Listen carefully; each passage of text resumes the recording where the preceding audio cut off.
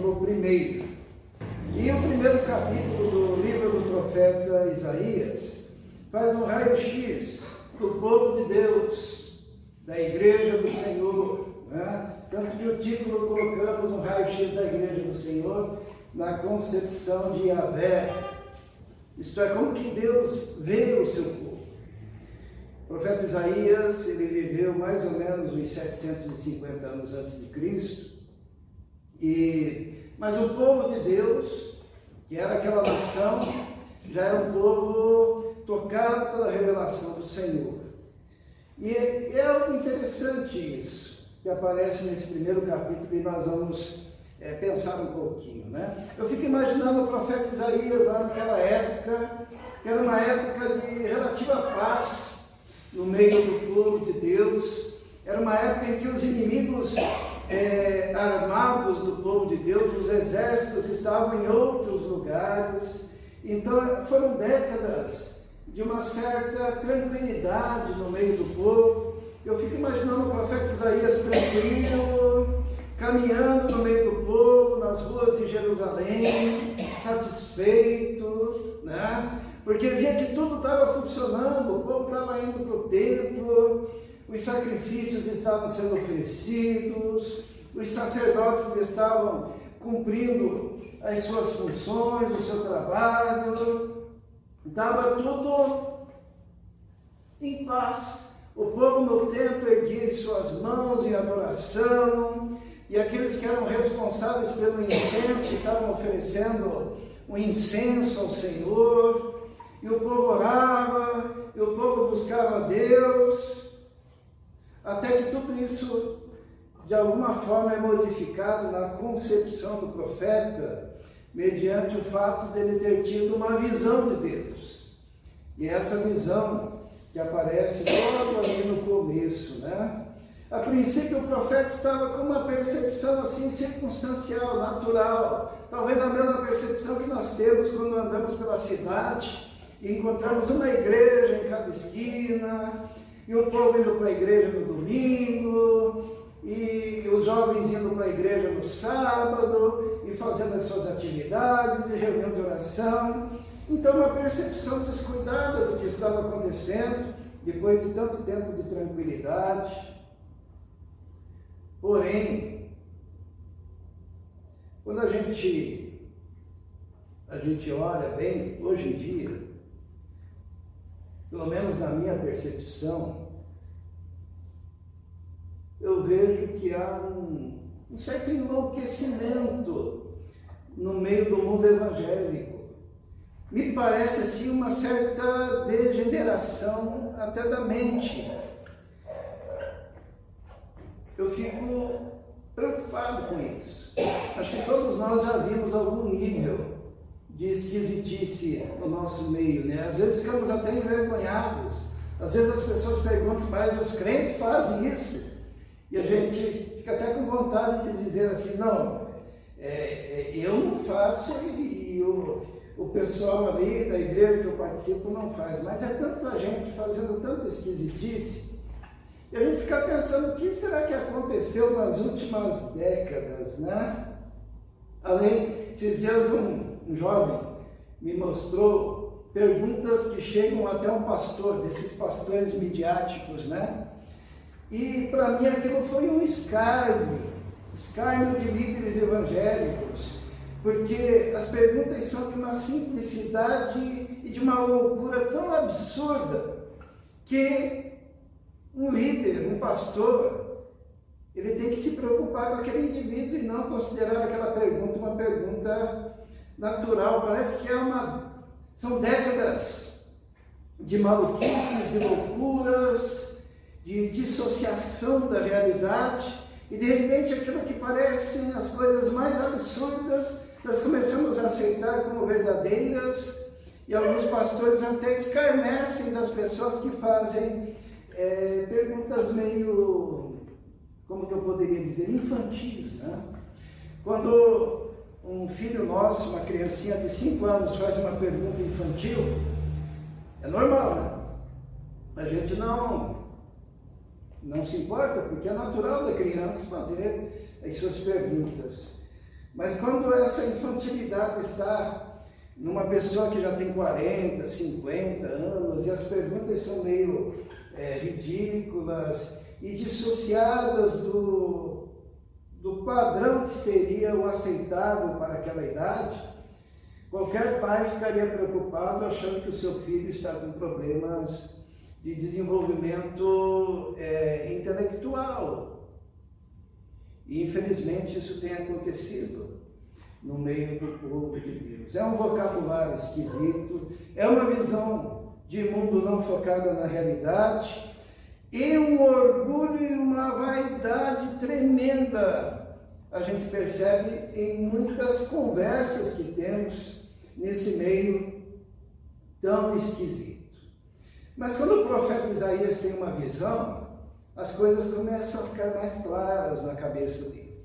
Aquilo que ele percebia no meio do povo, ele viu, opa, não é bem assim. O povo está cantando, o povo está louvando, o povo está indo para o templo, o povo está sacrificando, o povo está orando, o povo está levantando as mãos, fazendo as suas coreografias, mas a visão de Deus daquele povo era uma visão um pouco diferente. Então o livro do profeta Isaías começa assim: visão de Isaías, filho de Amós, que ele teve a respeito de Judá e Jerusalém nos dias de Uzias, Jotão, Acás e Ezequias, reis de Judá. Isaías, então, tem uma visão de Deus, e Deus começa a abrir o entendimento dele para que ele visse a real situação daquele povo, que até então estava tudo certo, estava tudo tranquilo. E nessa visão se diz assim: ouvi, ó céus, e dá ouvidos, tu, ó terra, porque o Senhor tem falado. E o Senhor fala dessa forma: criei filhos, e os engrandeci-os, mas eles se rebelaram contra mim. A primeira metáfora que Deus usa para se referir ao seu povo é a metáfora de um pai em relação aos seus filhos. E ele diz assim, olhando para aquele povo: olha, eu criei filhos e os engrandeci, isto é, eu os abençoei, eu dei a eles prosperidade, porém eles se rebelaram contra mim. O primeiro susto do profeta é que aquele povo que adorava tanto, que ia no templo, que cultuava, que orava, que cantava, Deus os estava vendo como rebeldes. Deus aqui está dizendo: olha, eu criei os filhos. Como é que se criam os filhos, né? Nós que temos filhos sabemos, a gente cuida, a gente limpa, a gente dá todas as condições para que estude, a gente faz de tudo para que ele se desenvolva. E como nós ficamos felizes quando os nossos filhos começam a ganhar dentro da sua vida, a conquistar espaços, né? Um bom emprego, uma boa universidade, um bom trabalho. É mais ou menos isso que Deus está falando aqui. Olha, eu criei filhos e eu os abençoei, porém eles estão rebelados contra mim. Sabe, isso é um perigo muito grande quando vem a prosperidade, sabe? Quando o povo de Deus começa a prosperar, e daí com a prosperidade vem o esquecimento de Deus, né? Seria o equivalente do Marcos investindo lá nas crianças. Eu gosto de usar exemplos, né? Investe na Fernanda, e a Fernanda se desenvolve, e a Fernanda cresce, e a Fernanda enriquece, consegue um bom emprego, se torna... E daí ela esquece que tem pai. Seria bom isso? Esquece que tem mãe? Que coisa. Deus está dizendo: olha, eu criei filhos, os engrandeci, porém eles se rebelaram contra mim. E ele continua, o nosso Deus, dando a visão para o profeta Isaías, dizendo assim: ó, o boi conhece o seu possuidor, e o jumento a manjedoura do seu dono.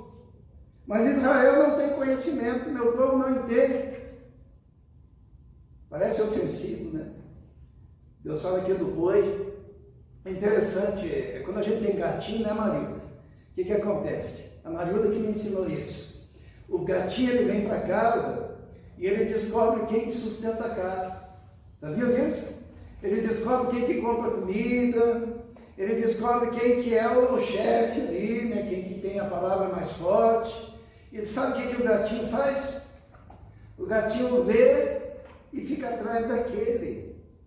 E mia, e quer carinho, quer deitar do ladinho, vem no colinho. Por que será?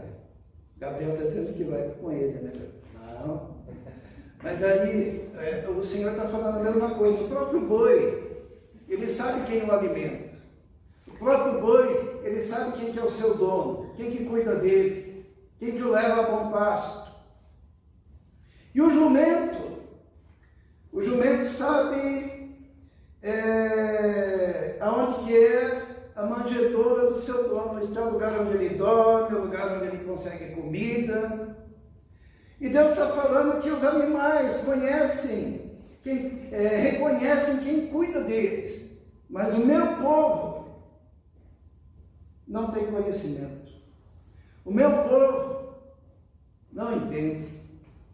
Ele está dizendo, olha, esse meu povo, ele está pior que o boi, ele está pior que o jumento, ele está me tratando pior do que um animal cuida ou considera o seu proprietário, o seu cuidador. Falta conhecimento e falta entendimento no povo de Deus. Deus está até dizendo que o boi tem mais entendimento e conhecimento, e o jumento também, do que aquele povo. E continuai, nação pecadora, povo carregado de iniquidade, descendentes de malfeitores, filhos corruptores, deixaram o Senhor, blasfemaram do Santo de Israel, voltaram para trás. Eu creio que o profeta Isaías levou um choque, né? Ele devia pensar, eu pensei que estava tudo certo, eu pensei que estava tudo bem, o povo está lá adorando, o povo está no templo, o povo está cultuando, mas o Senhor está dizendo, eles me deixaram, eles blasfemaram, eles voltaram para trás. E o Senhor chega a dizer assim, por que seríeis ainda castigados, se mais vos rebelarias? O que Deus está dizendo? Deus está dizendo que Ele já tinha permitido algumas situações de castigo, de disciplina, para ver se o povo voltava. E Deus está falando, porque seríeis castigados, se mais vos rebelarias. Isto é, Deus está falando, já chegou no limite, já existe uma insensibilidade nesse povo, a tal ponto que mesmo quando eu aperto e os repreendo, eles não sentem, porque toda a cabeça está enferma e o coração está fraco. O Senhor diz, olha, a mente desse povo foi corrompida, pervertida e está doente. E o coração, que seria o espírito daquele povo, está fraco. Desde a planta do pé até a cabeça, não há nele coisa sã. Feridas, inchaços e chagas podres, não espremidas, nem ligadas, nem amolecidas com óleo. Aos olhos de Deus, aquela sociedade que era o seu povo, estava numa situação deplorável. No entanto, o culto continuava, o louvor continuava, as orações continuavam, a coreografia do culto continuava, os sacerdotes continuavam, a ministração continuava, mas a cabeça estava doente por falta de conhecimento e entendimento, e por causa das sequelas de uma dieta, de uma religiosidade destrutiva.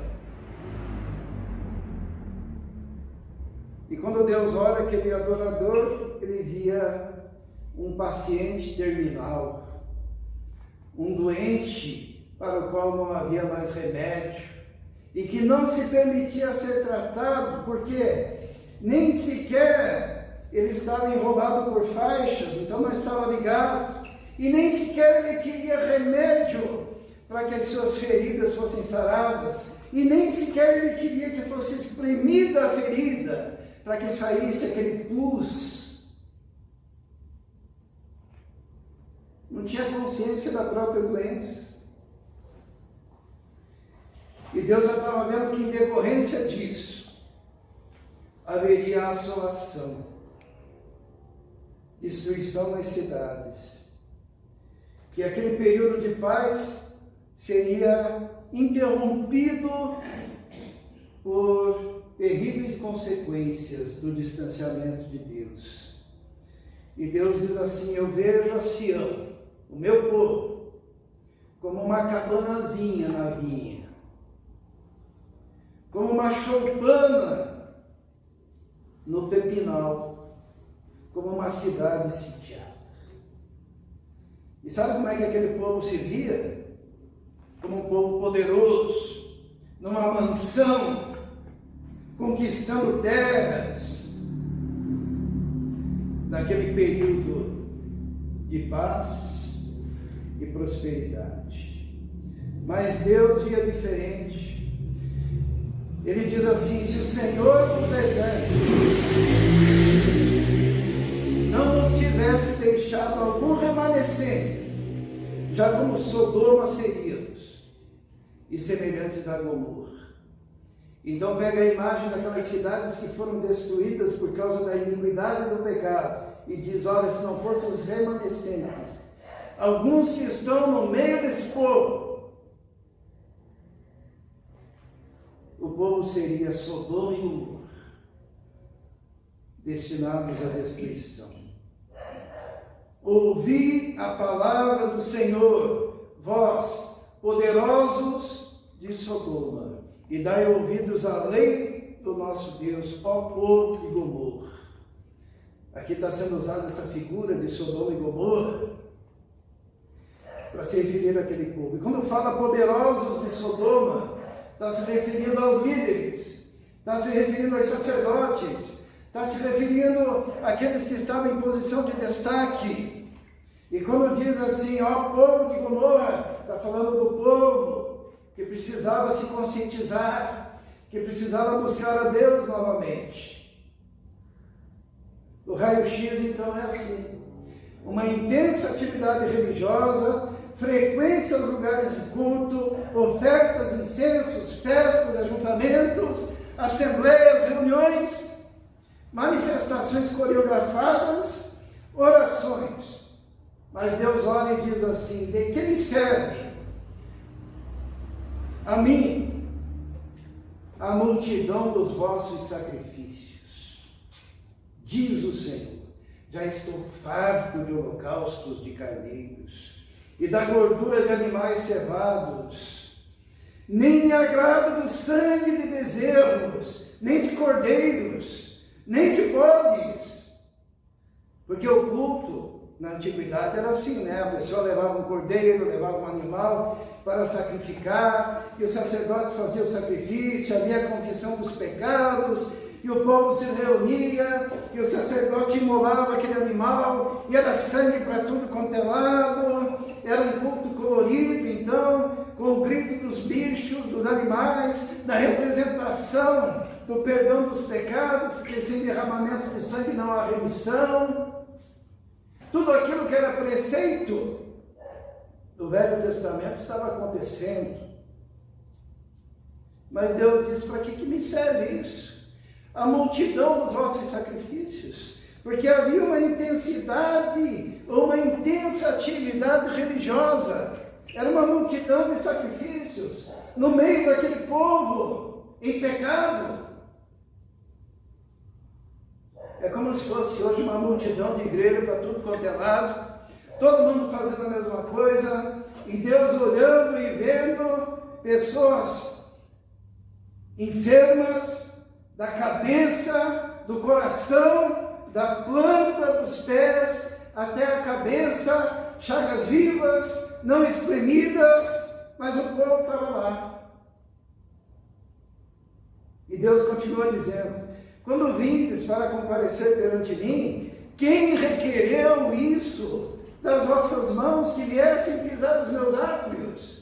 Isto é, se havia iniquidade, se havia o pecado não arrependido, não confessado, se não havia sequer a consciência da situação espiritual, Deus, olha, quem que pediu isso para vocês? Que viessem pisar os meus átrios? Não continueis a trazer ofertas vazias. O incenso, que é símbolo da oração, para mim é abominação. As luas novas, os sábados, a convocação das assembleias, não posso suportar a iniquidade, nem mesmo a reunião solene. Tudo estava do mesmo jeito. O culto continuava, a reunião solene, a assembleia, a convocação, sábados, luas novas, dias de festa. Hoje seria a igreja comemorando Páscoa, Natal, comemorando as atividades religiosas, fazendo a ceia do Senhor, e o povo lá cantando e tal, e Deus olhando e desagradando daquilo. O profeta diz: olha, as vossas luas novas, as vossas solenidades, a minha alma as odeia, já me são pesadas, já estou cansado. Quando a gente contrasta, né, com a sensação que tinha o profeta Isaías de que estava tudo bem, né? E às vezes nós mesmos somos enganados. Quantas vezes eu já fui criticado quando falavam assim: poxa, mas está vendo pelo em ovo, né? Deixa. Eles estão fazendo lá maldição hereditária, o outro grupo lá está fazendo demônios territoriais, o outro grupo ali está orando para nascer dente de ouro, o outro grupo o pastor sopra e todo mundo cai no chão, e outro grupo o pastor cospe dentro da boca, né? Toma uma água e manda os fiéis abrir a boca, ele vai lá e cospe, está tudo certo, cada um tem o seu jeito de cultuar, mas o Senhor olha. Tem até um texto que numa versão aparece assim, quando diz assim: já estou farto, a expressão significa: já estou com vontade de vomitar. Deus falando isso, devido ao asco em relação àquela situação. As vossas luas novas, as vossas solenidades, a minha alma as odeia. Já me são pesadas, já estou cansado de as sofrer. Por isso que nós estamos falando hoje, irmãos, de que nos últimos anos a mente evangélica brasileira, e eu falo só aqui do Brasil, fora do Brasil também acontece, foi colocada numa dieta de falta de capacidade de leitura bíblica e entendimento daquilo que está escrito, que levou a uma destruição quase que total da pregação do Evangelho da graça de Deus conforme foi pregado na igreja primitiva.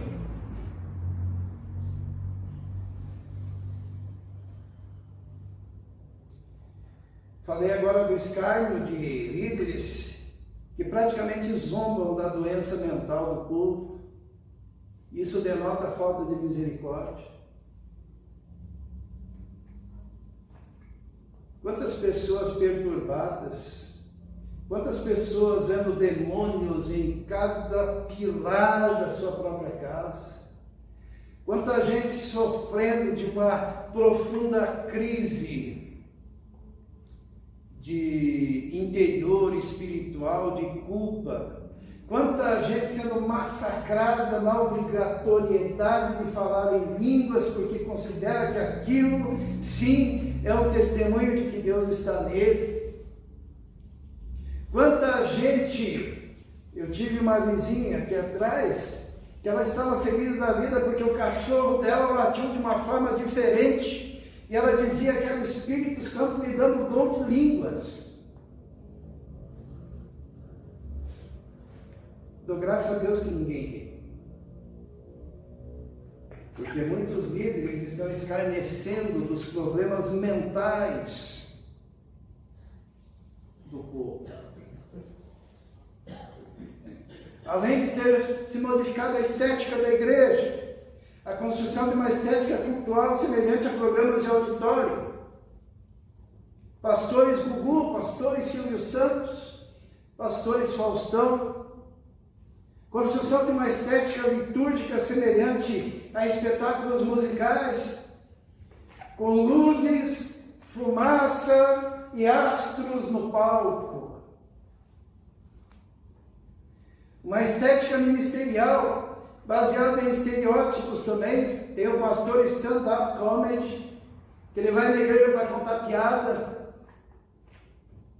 Tem o pastor pentecostal de fogo, né, que é uma estética que se construiu desde o movimento pentecostal, que data de 100 e poucos anos, aonde se o cara não estiver espumando pela boca, pelos cantos, aquela coisa branca, e ele berrando aos brados, aquilo não é espiritualidade, não consegue falar num tom amém. Pastor mestre de cerimônia, e o pior é o pastor tipo médium espírita, né, que parece que está recebendo algo. Quando na verdade, com sobriedade, a palavra de Deus deve ser pregada. Lá em Apocalipse, na igreja de Laodiceia, era uma igreja que também não conseguia se enxergar, porque dizia, rico sou, estou enriquecido, de nada tenho falta. E o Senhor olha para ela e diz, você não sabe que é miserável, que é cego, que é nu? Aconselho-te que compre ouro, que compre colírio para os seus olhos. E daí o Senhor diz para aquela igreja, sabe o quê? Eis que estou à porta e bato. Porque ele estava do lado de fora e ele disse, se alguém abrir a porta, entrarei. E a consequência disso diz assim, por isso, quando estendeis as vossas mãos, escondo de vós os meus olhos, e ainda que multipliqueis as vossas orações, não as ouvirei, porque as vossas mãos estão cheias de sangue. É uma coisa interessante, mãos cheias de sangue, mas aquele povo parecia que estava tudo normal, tempos de paz. Por que as mãos estavam cheias de sangue? Tem muita gente que fala que aqui eles cometiam assassinatos, cometiam crimes assim, mas as mãos estavam cheias de sangue, porque eles iam para o templo sacrificar. E era aquela situação dantesca de muito sangue de animais e de cordeiros, e aquela adoração.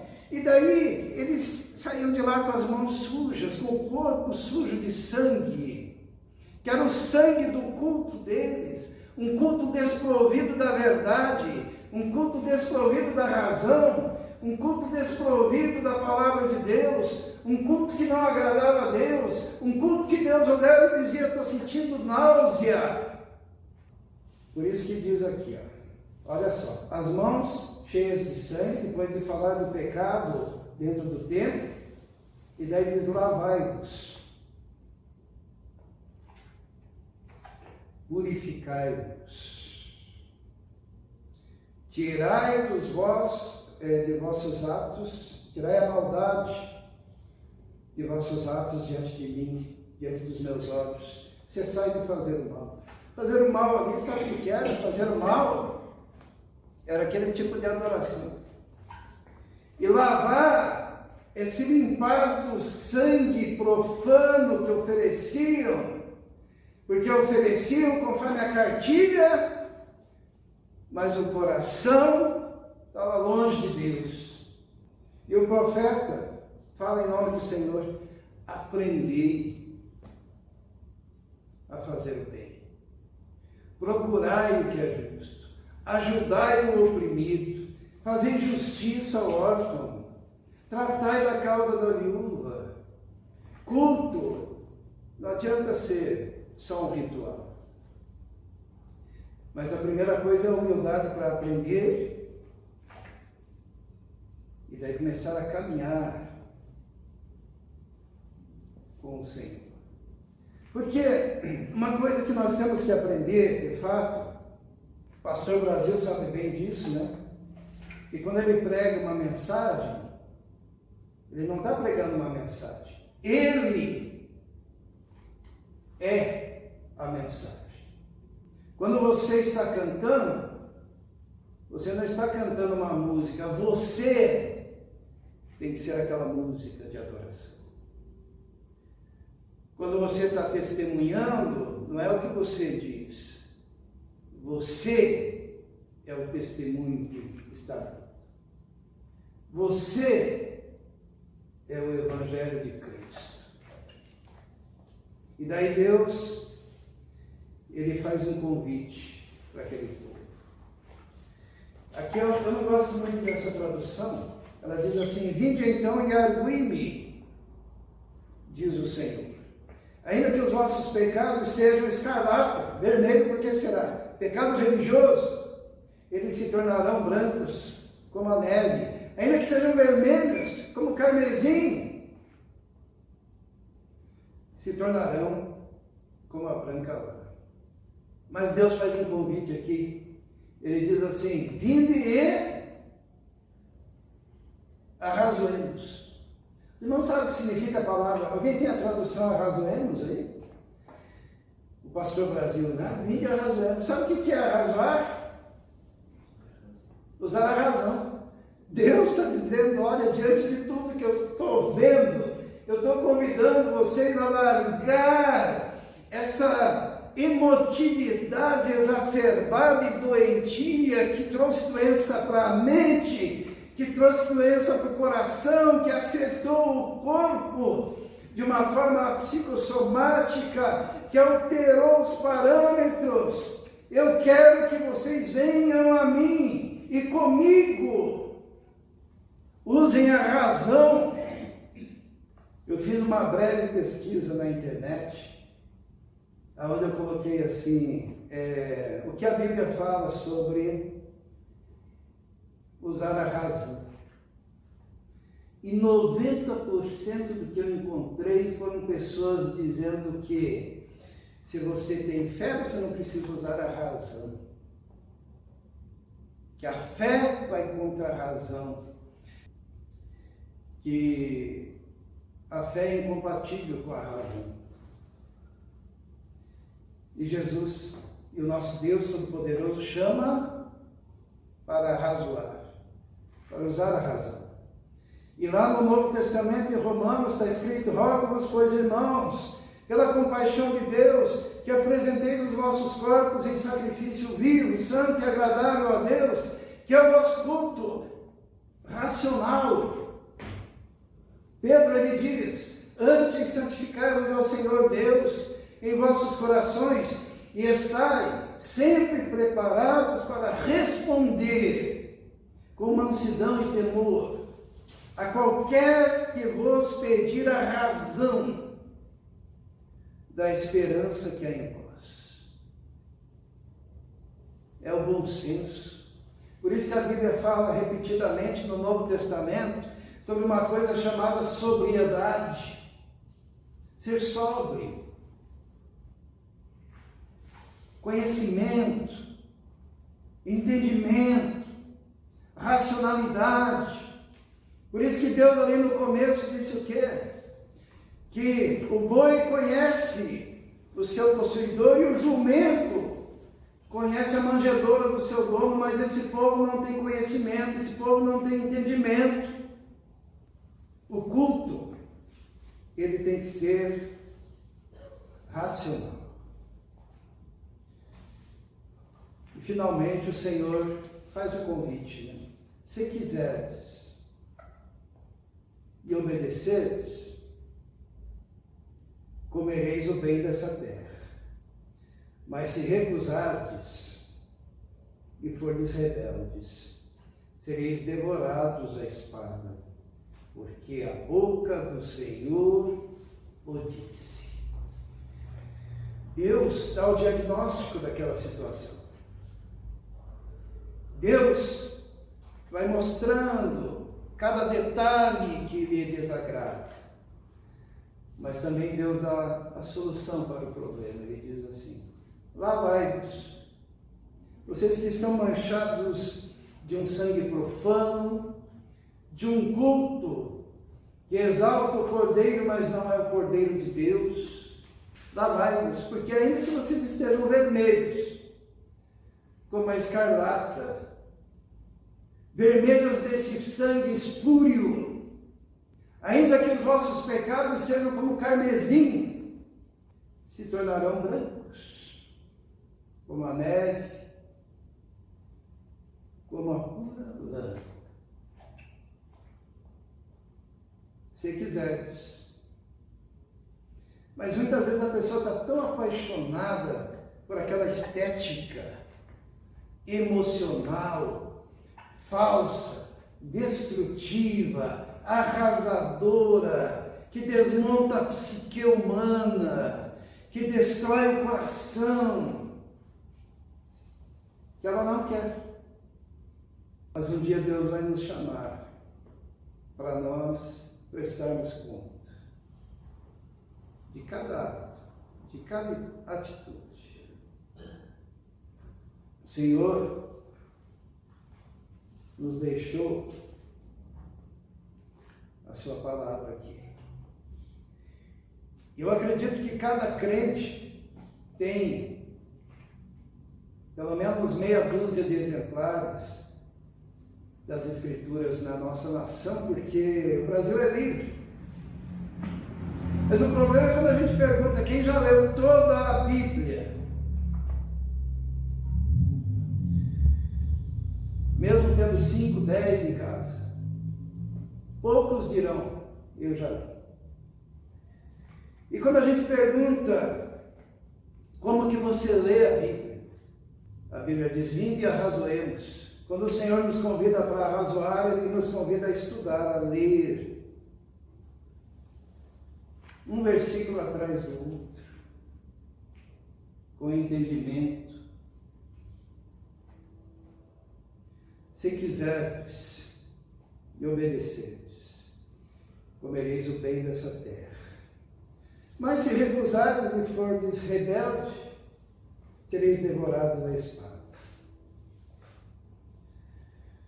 Deus, depois ele faz algumas comparações, nós não vamos continuar, ele continua chamando aquele povo ao arrependimento, mas hoje eu queria terminar com um versículo que está lá em Hebreus, no capítulo 10, versículo 29. Quando nós nos reunimos em culto, em igreja dita evangélica, nós estamos fazendo culto em torno de duas coisas, em torno do sacrifício de Jesus e da sua ressurreição. Não existe culto em que não haja a menção do sacrifício de Jesus e da sua ressurreição. E quando nós fazemos isso de forma dissociada da palavra, nós estamos pisando um terreno perigoso. O escritor aos Hebreus, no capítulo 10, versículo 29, ele diz assim: de quanto maior castigo cuidais, vós será julgado merecedor aquele que pisar o Filho de Deus e tiver por profano o sangue da aliança. Aqui se refere à nova aliança, tá? Com que foi santificado e fizer agravo ao Espírito da graça. Lugar de adoração, de culto, é lugar sagrado. aqui está o Espírito da graça.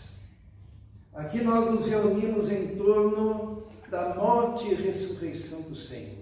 Por isso que é com temor, com tremor, com reverência, com a alma contrita, com o espírito moído na presença do Senhor, que nós nos reunimos diante da presença de Deus e não fazemos agravo ao Espírito da graça e não pisamos o Filho de Deus e não tratamos como se fosse profano o sangue da aliança. Que haja no nosso coração essa responsabilidade de fé diante da presença do Senhor. Eu queria terminar fazendo um apelo aos jovens. Logo lá no começo, o Senhor diz assim: criei filhos e engrandeci-os, mas eles se rebelaram contra mim. Nunca se rebelem contra o Senhor, que os tem abençoado, que tem cuidado, que tem protegido, que tem aberto as portas. Nunca troque estar na presença do Senhor em oração, lendo a sua palavra, na comunhão do povo de Deus, pelos frutos do sucesso, que com certeza vocês terão na vida. Mas o verdadeiro sucesso é andar com o Senhor e estar na presença do Senhor. E a igreja nunca troque a palavra por espetáculo. Nunca troque a palavra por caminhos diferentes, mas que não podem ser provados através de uma leitura boa das Escrituras. Fidelidade ao Senhor. Fidelidade à sua palavra. Fidelidade e compromisso com o Espírito da graça e com o sangue da aliança do Senhor, que nos cobre, que nos limpa, que nos perdoa, que nos salva.